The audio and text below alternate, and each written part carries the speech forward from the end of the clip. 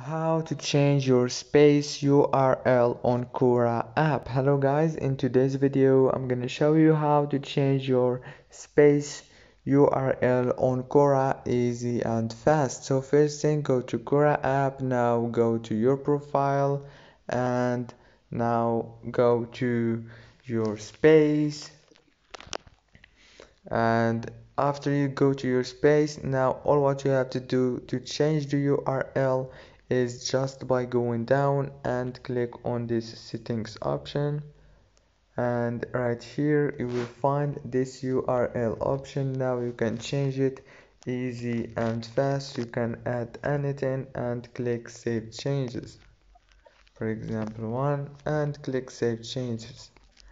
After, if this video was helpful, don't forget to like and subscribe.